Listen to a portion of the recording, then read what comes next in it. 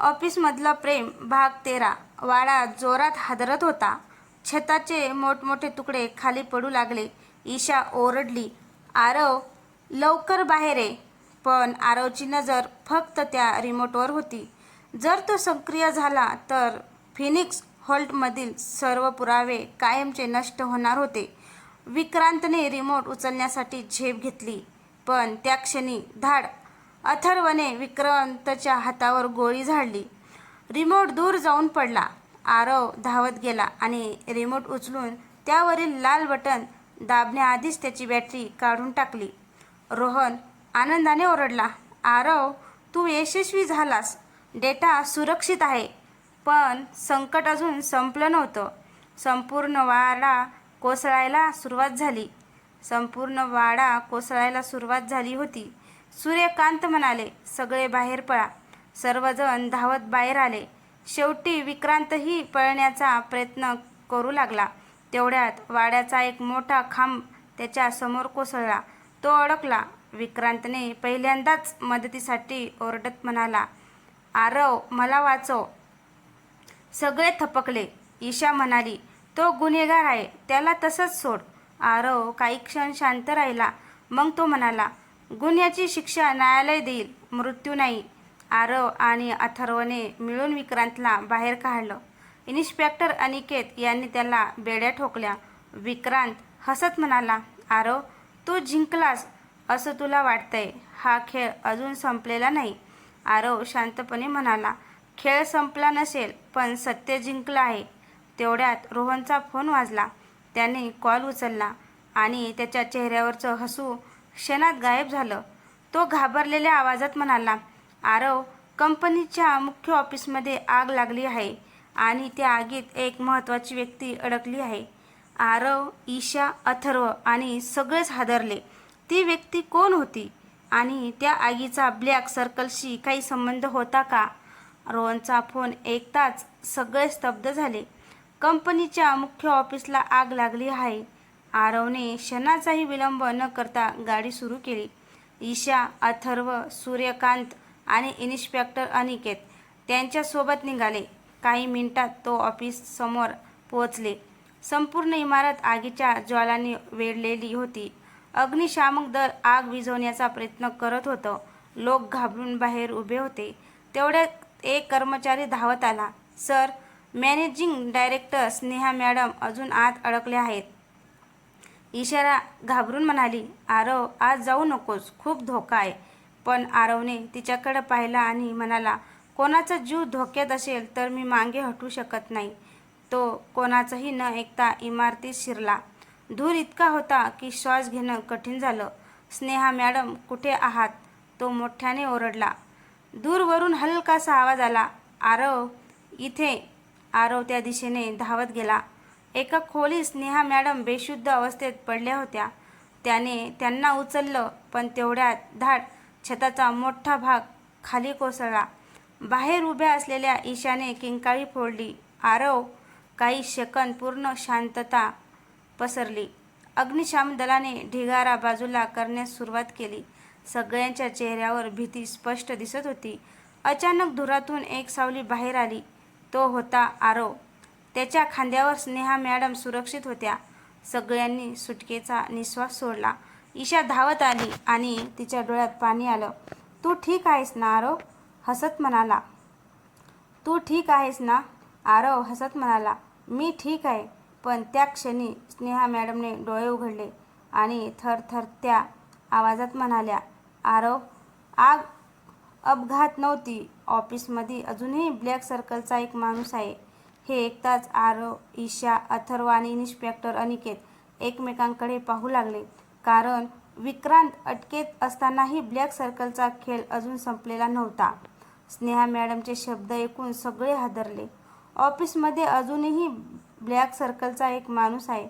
Inspector Aniket ताबडतोब म्हणाले, कोणीही ऑफिसमध्ये जाऊ नका. संपूर्ण इमारत सील करा. पोलिसांनी ऑफिसला घेराव घातला. रोहनने सीसीटीव्हीचा बॅकअप उघडला. स्क्रीनवर धूर पसरलेला दिसत होता. पण काही सेकंदांनी एक काळ्या हुडीतील व्यक्ती कॅम्प्युटर रूममध्ये शिरताना दिसली. त्याने सर्व्हरमधून एक छोटी काळी पेनड्रॉईव्ह काढली. आरव म्हणाला, झूम करून दाखव. रोहनने स्क्रीन मोठा केला. त्या व्यक्तीच्या उजव्या हातावर ब्लॅक सर्कलचं चिन्ह. ईशा आश्चर्याने म्हणाली, म्हणजे आग लावण्याचा उद्देश पुरावे चोरण्याचा होता? तेवढ्यात स्नेहा मॅडम म्हणाल्या, त्या पेनड्राईव्हमध्ये कंपनीचे गुप्त प्रोजेक्ट्स नाहीत, तर ब्लॅक सर्कलच्या सर्व सदस्यांची यादी आहे. सगळे एकमेकांकडे पाहू लागले. आरव ठामपणे म्हणाला, ती पेनड्राईव्ह परत आणल्याशिवाय हा खेळ संपणार नाही. अचानक रोहनच्या मोबाईलवर एक मेसेज आला. जर पेनड्राईव्ह हवी असेल तर आज रात्री 12 वाजता जुन्या रेल्वे यार्डमध्ये एकटाच ये. खाली फक्त एकच चिन्ह होतं, ब्लॅक सर्कल. ईशा घाबरून म्हणाली, आरव, हा नक्कीच सापळा आहे. आरव हसला, माहिती आहे ईशा, पण यावेळी मीही रिकाम्या हाताने जाणार नाही. त्याने अथर्व आणि अनिकेतकडे पाहत हळू आवाजात योजना सांगितली. सगळ्यांनी मान हलवली. त्या रात्री जुन्या रेल्वे यार्डमध्ये दाट धुकं पसरलं होतं. घड्याळात बरोबर 12 वाजले होते. आरव एकटाच यार्डमध्ये उभा होता. दूरवरून एका ट्रेनचा आवाज येत होता आणि धुक्यातून एक सावली हळूहळू त्याच्या दिशेने चालत येत होती. त्या व्यक्तीच्या हातात तीच काळी पेनड्राईव्ह होती. जुन्या रेल्वे यार्डमध्ये दाट धुकं पसरलं होतं. आरव एकटाच शांतपणे उभा होता. धुक्यातून एक सावली त्याच्याकडे येत होती. त्या व्यक्तीच्या हातात तीच काळी पेनड्राईव्ह होती. तो समोर येताच आरव म्हणाला, तू कोण आहेस? त्या व्यक्तीने चेहऱ्यावरचा मास्क काढला. आरवला धक्काच बसला. किरण? किरण हा कंपनीतला सर्वात विश्वासू कर्मचारी होता. आरव अविश्वासाने म्हणाला, तू ब्लॅक सर्कलसाठी काम करतोस? किरणच्या डोळ्यात अश्रू आले. नाही आरव सर, माझ्या कुटुंबाला ओलीस ठेवलं आहे. त्यांना वाचवण्यासाठी मला हे करावं लागलं. आरव काही बोलणार इतक्यात धुक्यातून टाळ्यांचा आवाज आला. टक टक टक. एक उंच व्यक्ती काळ्या कोटात पुढे आली. तो हसत म्हणाला, भावनांमध्ये अडकणं हीच तुझी सर्वात मोठी कमजोरी आहे आरव. त्याच्या मागे 10 ते 12 शस्त्रधारी लोक उभे होते. त्यांनी आरवला चारही बाजूंनी घेरलं होतं. तेवढ्यात अथर्वचा आवाज वायरलेसमधून आला, आरव, सिग्नल दे. आरवने आपल्या घड्याळावरील बटन दाबलं. क्षणात रेल्वे यार्डच्या चारही बाजूने स्पेशल फोर्सचे जवान बाहेर आले. गोळीबार सुरू झाला. धुरात आणि अंधारात सगळीकडे गोंधळ उडाला. त्या गोंधळात किरणने पेनड्राईव्ह आरवच्या हातात दिली. सर, ही जपा. पण त्या क्षणी धाडकन एक गोळी किरणच्या छातीत लागली. तो आरवच्या हातात कोसळला. शेवटचा श्वास घेत तो म्हणाला, माझ्या कुटुंबाला वाचवा. आणि त्याचे डोळे मिटले. आरवच्या डोळ्यात राग आणि अश्रू दोन्ही होते. तो समोर उभा असलेल्या रहस्यमय व्यक्तीकडे पाहत म्हणाला, आजपर्यंत मी सत्यासाठी लढत होतो, पण आजपासून मी निरपराध लोकांसाठीही लढेन. तेवढ्यात दूरवरून एक मालगाडी भरधाव वेगाने यार्डमध्ये शिरू लागली आणि त्या रहस्यमय व्यक्तीने हसत ओरडलं, आरव, जर हिंमत असेल तर पेनड्राईव्ह वाचव, नाहीतर तुझ्या टीमला. आरव समोर आयुष्यातील सर्वात कठीण निर्णय उभा राहिला. पेनड्राईव्ह की आपल्या साथीदारांचे प्राण? भरधाव मालगाडीचा आवाज संपूर्ण रेल्वे यार्डमध्ये घुमत होता. आरवसमोर 2 पर्याय होते, पेनड्राईव्ह की आपल्या साथीदारांचे प्राण. क्षणाचा विलंब न करता आरव ओरडला, अथर्व, टीमला वाचवा. आणि स्वतः पेनड्राईव्ह छातीशी घट्ट धरून रेल्वे रुळांकडे धावला. तेवढ्यात रहस्यमय व्यक्तीने रिमोट दाबला. रेल्वे रुळावरील एक मोठा लोखंडी कंटेनर हळू लागला. तो थेट आरवच्या दिशेने येत होता. ईशा किंचाळली, आरव, मागे बघ. पण आरवने उडी मारून कंटेनर चुकवला. मालगाडी वेगाने पुढे निघून गेली. धूळ खाली बसताच ती रहस्यमय व्यक्ती गायब झाली होती. फक्त एक काळा लिफाफा जमिनीवर पडला होता. आरवने तो उघडला. आत एक फोटो होता. फोटोत आरव, ईशा आणि अथर्व एका लहान मुलासोबत उभे होते. पण आरवला तो मुलगा ओळखीचाच वाटत नव्हता. फोटोच्या मागे लाल शाईत लिहिलं होतं, याला शोध.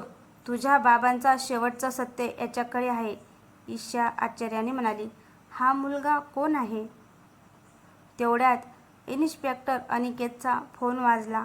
त्यांनी कॉल उचलला आणि काही क्षणात त्यांच्या चेहऱ्याचा रंग बदलला. काय? हे कसं शक्य आहे? आरवने विचारलं. काय झालं? अनिकेत गंभीर आवाजात म्हणाले, विक्रांत शिरसाट तुरुंगातून पळून गेला आहे. हे ऐकताच आरवच्या हातातील फोटो खाली पडला. त्याला जाणवलं, खरा संघर्ष अजूनही संपलेला नव्हता. दूरवर अंधारात एक व्यक्ती उभी होती. त्यांच्या चेहऱ्यावर हलकंसं हसू होतं. तो फोनवर म्हणाला, आरव, आता योग्य दिशेनं चाललाय. पुढचा डाव सुरू करा. फोन कट झाला आणि त्या व्यक्तीच्या हातावर पुन्हा एकदा तेच चिन्ह दिसलं, ब्लॅक सर्कल. विक्रांत तुरुंगातून पळून गेला होता. आरवच्या डोळ्यात राग स्पष्ट दिसत होता. तो ठाम आवाजात म्हणाला, यावेळी तो कितीही लपला तरी मी त्याला सोडणार नाही. इन्स्पेक्टर अनिकेत म्हणाले, आम्ही सर्व सीमा सील केल्या आहेत, पण विक्रांत एकटा नाही. त्याला आतून कोणीतरी मदत करत आहे. तेवढ्यात रोहन धावत आला. आरव, त्या पेनड्राईव्हमधला डेटा उघडला. सगळे कॅम्प्युटरसमोर जमा झाले. स्क्रीनवर अनेक गुप्त फाईल दिसत होत्या. अचानक एक व्हिडिओ आपोआप सुरू झाला. स्क्रीनवर विजय देशमुख दिसत होते. आरवच्या डोळ्यात अश्रू आले. बाबा? व्हिडिओमध्ये विजय म्हणत होते, आरव, जर तू हा व्हिडिओ पाहत असशील तर याचा अर्थ मी तुझ्यासोबत नाही. पण लक्षात ठेव, ब्लॅक सर्कलचा शेवट एका व्यक्तीकडे नाही तर एका जागी लपला आहे. तेवढ्यात व्हिडिओमध्ये एक नकाशा दिसला. त्या नकाशावर लाल रंगाचं वर्तुळ होतं. देवगड किल्ला, ईशा आश्चर्याने म्हणाली. म्हणजे अंतिम रहस्य देवगड किल्ल्यात आहे? सूर्यकांत गंभीरपणे म्हणाले. हो, आणि तिथेच ब्लॅक सर्कलची पहिली गुप्त बैठक झाली होती. आरव उठला. मग आपण आज रात्रीच देवगडला निघू. तेवढ्यात ऑफिसच्या बाहेर जोरात ब्रेक लागल्याचा आवाज आला. एक काळी गाडी ऑफिससमोर येऊन थांबली. त्यातून एक तरुणी खाली उतरली. तिच्या हातात एक जुनी फाईल होती. ती थेट आरव समोर आली. तुम्ही आरव देशमुख? हो. ती फाईल त्याच्या हातात देत म्हणाली, ही फाईल तुमच्या आईने मला 10 वर्षापूर्वी दिली होती आणि सांगितलं होतं, योग्य वेळ आली की आरवला दे. हे ऐकताच आरवच्या हातातला कप सुटला. त्याने फाईल उघडली. पहिल्याच पानावर त्याच्या आईचं हस्ताक्षर होतं. आरव, जर तू हे वाचत असशील तर तुझ्या आयुष्यातील सर्वात मोठं सत्य समोर येणार आहे. आरवच्या हातात ती जुनी फाईल होती. त्याच्या आईचं हस्ताक्षर पाहून त्याच्या डोळ्यात पाणी आलं. त्याने थरथरत्या हाताने पहिलं पान उघडलं. त्यावर लिहिलं होतं, प्रिय आरव, जर तू ही फाईल वाचत असशील तर याचा अर्थ तू सत्याच्या अगदी जवळ पोचला आहेस. पण लक्षात ठेव, प्रत्येक सत्य आनंद देत नाही. आरव शांतपणे पुढचं पान उलटतो. त्यात एक जुना फोटो होता. त्या फोटोमध्ये आरवचे बाबा विजय, आई सूर्यकांत आणि त्याच्या शेजारी उभा असलेला एक लहान मुलगा. आरव थक्क झाला. हाच तर तोच मुलगा आहे? ईशा आश्चर्याने विचारते. म्हणजे फोटोतील मुलगा आणि फाईलमधला फोटो एकच आहे? सूर्यकांत फोटो पाहून हादरतात. नाही, हे अशक्य आहे. आरव विचारतो, काका, हा कोण आहे? सूर्यकांत काही क्षण शांत राहतात. मग हळू आवाजात म्हणतात, याचं नाव आदित्य आहे. तो तुझ्या बाबांनी स्वतःच्या मुलासारखा वाढवला होता. हे ऐकताच आरवच्या पायाखालची जमीनच सरकते. म्हणजे तो माझा भाऊ आहे? सूर्यकांत मान हलवतात. नाही, पण तो तुझ्यासाठी भावापेक्षा कमी नव्हता. एका अपघातानंतर तो अचानक गायब झाला आणि आम्हाला वाटलं तो मेला. तेवढ्यात फाईलमधून एक छोटी चावी खाली पडते. चावीला एक पितळी डॅग लावलेला असतो. त्यावर लिहिलेलं असतं. ईशा म्हणते, देवगड किल्ल्यात एक लॉकर आहे. रोहन लगेच नकाशा उघडतो. त्या किल्ल्याखाली जुन्या बोगद्याचं जाळं आहे. अचानक ऑफिसमधील दिवे लुक लागतात. टक टक टक. संपूर्ण इमारतीचा वीज पुरवठा बंद होतो. अंधार पसरतो. तेवढ्यात स्पीकरमधून एक ओळखीचा आवाज घुमतो. आरव, देवगडला ये. तिथे तुझ्या प्रत्येक प्रश्नाचं उत्तर मिळेल. तो आवाज विक्रांत शिरसाटचा होता आणि त्यानंतर एक जोरदार स्फोट होतो. धाड. ऑफिसच्या तळमजल्यावर आग लागते. आरव चावी घट्ट मुठीत पकडतो. तो ठाम आवाजात म्हणतो, खेळ आता देवगड किल्ल्यात संपणार. ऑफिसच्या तळमजल्यावर झालेल्या स्फोटामुळे सगळीकडे धूर पसरला होता. अग्निशामक दल आग विझवण्यात व्यस्त होती. आरवने हातातली देवगड किल्ल्याच्या लॉकरची चावी घट्ट पकडली. तो ईशा, अथर्व, रोहन आणि इन्स्पेक्टर अनिकेतकडे पाहत म्हणाला, आता मागे फिरायचं नाही. आपण देवगडला निघतो. त्या रात्री सगळे देवगड किल्ल्याकडे रवाना झाले. पहाटे 4च्या सुमारास ते किल्ल्याच्या पायथ्याशी पोहोचले. धुक्याने संपूर्ण परिसर झाकला होता. दूरवर घुबडाचा आवाज ऐकू येत होता. रोहन नकाशा पाहत म्हणाला, लॉकर क्रमांक 27 किल्ल्याच्या तळघरात आहे. सगळे मशाली घेऊन जुन्या दगडी पायऱ्या उतरू लागले. तळघरात पोहोचल्यावर त्यांना भिंतीवर 27 असा आकडा कोरलेला दिसला. त्याच्या खाली एक जुनं लोखंडी लॉकर होतं. आरवने चावी फिरवली. खट. लॉकरचं दार हळूहळू उघडलं. आत एक जुनी डायरी, एक पेनड्राव आणि एक चांदीचं लॉकेट होतं. आरवने डायरी उघडली. पहिल्याच पानावर लिहिलं होतं, ब्लॅक सर्कलचा खरा नेता कधीच विक्रांत नव्हता. सगळे एकमेकांकडे पाहू लागले. तेवढ्यात किल्ल्याच्या बाहेरून गोळीबाराचा आवाज आला. धाड धाड धाड धाड धाड. इन्स्पेक्टर अनिकेत ओरडले, सगळे सावध व्हा. काळ्या कपड्यातील काही हल्लेखोर तळघरात शिरले आहे. त्यांच्या मागून एक व्यक्ती हळूहळू पुढे आली. त्याने चेहऱ्यावरचा मास्क काढला आणि आरव थपकला. आदित्य? फोटोत तोच मुलगा आता एक तरुण म्हणून त्यांच्या समोर उभा होता. त्याच्या डोळ्यात अश्रू होते. तो शांतपणे म्हणाला, आरव, मी तुझा शत्रू नाही. मी इतके वर्ष लपून राहिलो कारण खरा ब्लॅक सर्कल प्रमुख अजूनही जिवंत आहे. हे ऐकता तळघरातील सगळे दिवे अचानक बंद झाले. पूर्ण अंधार पसरला आणि त्या अंधारातून एक गंभीर आवाज घुमला, खूप उशीर केला. आता माझ्यापर्यंत कोणीही पोहोचू शकणार नाही. तर मित्रांनो, ऑफिसमधला प्रेम भाग 13 हा तुम्हाला कसा वाटला? आवडल्यास कमेंट करून नक्की सांगा. आणि चॅनलवर कोणी नवीन असेल तर चॅनलला सबस्क्राईब करा, जेणेकरून माझी येणारी प्रत्येक कथा तुमच्यापर्यंत पोहोचू शकेल. धन्यवाद.